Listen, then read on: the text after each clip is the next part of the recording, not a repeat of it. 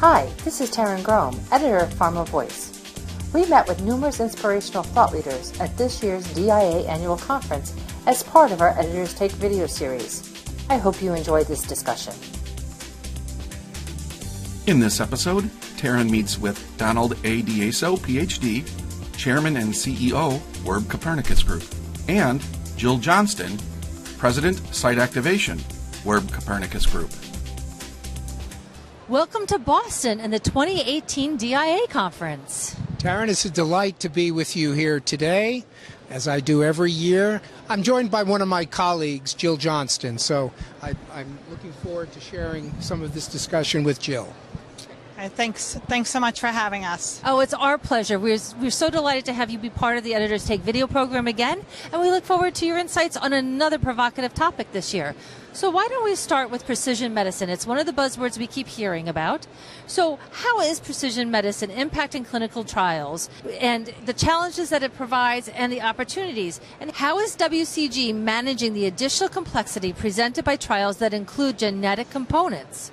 This is one of the, in our view, one of the emerging and very hot issues today. It's not that genomics or genetics are new. In fact, thankfully in oncology, it's been one of the mainstays in helping with breast cancer and lung cancer.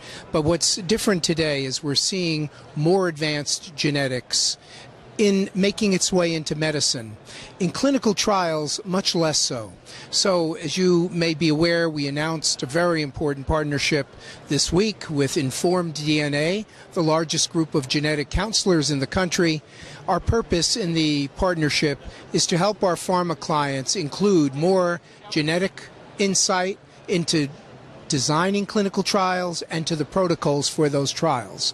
But we think that dawn of that personalized precision medicine is here for clinical trials. Jill, anything I've missed?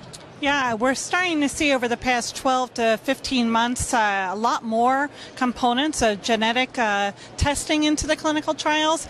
And because they're so difficult to find those patients, we're also starting to see a lot of natural history programs to create that base of patients. So when those pharmaceutical companies do their transactional clinical trials, that they have a base from which they can pull for their interventional studies. Wonderful. So how is WCG capitalizing on the opportunities that precision medicine provides to uncover greater value? Yeah, so we're really trying to work very closely with our customers. So as they're coming through and trying to understand how to execute on those clinical trials, we're trying to make sure it's efficient as possible, that they're thinking very broadly and very narrowly at the same time. It's going to be very important to understand from a patient perspective how those patients are going to manage throughout the clinical trial. We want to retain them, give them the right level of information, but they are so engaged in their clinical trial now and wanting to get that genetic testing done and understanding what their outcomes are going to be as well. So we're starting to see quite a bit of that work come through. And how did that partnership with Informed DNA come into play? We have been great admirers of that company for years now. They have made such a big difference in using genetic information to help individuals be more focused on their genetic predisposition, but changes that might have to make in their diet or in their lifestyles. Because one has a set of gene mutations doesn't mean you're predestined to the disease. It means you have a proclivity for it. So with that admiration, we began to see that clinical trials could benefit greatly from more genetic content. And so as we've led the way in several other areas, we're leading the way, we believe, in this very important next stage of precision medicine, as you started our conversation today. I think it's a fascinating collaboration, and I think it's so visionary on your part to have made that linkage. So I wish you great success with that partnership. Thank you. Finally, let's discuss the evolution and goals of the Center for Genetics and Precision Medicine in Clinical Trials. Yeah, so, our goals are probably 3 levels. We want to be very much in the front planning stages with our customers, whether it be sponsors or CROs, really planning for the right type of genetic testing that's included in the clinical trial, making sure it's the right type of test. Sometimes organizations go very broad when they should be going more narrow.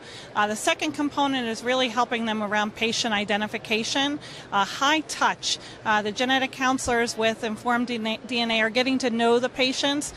Providers are only able to spend about 10 minutes with patients. The Informed DNA genetic counselors are spending more than an hour with each individual patient, getting to know them, high touch, being able to answer a lot of their questions. So not only with patient identification, but the third component is that retention piece. We want them to stay with the program, answer their questions, feel like they're being taken care of. So really the consultative, patient identification, and the retention.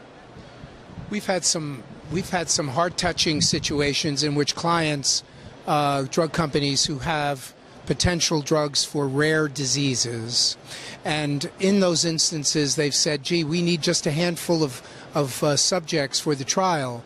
Can you help us find them? Now, they have to be genetically predisposed.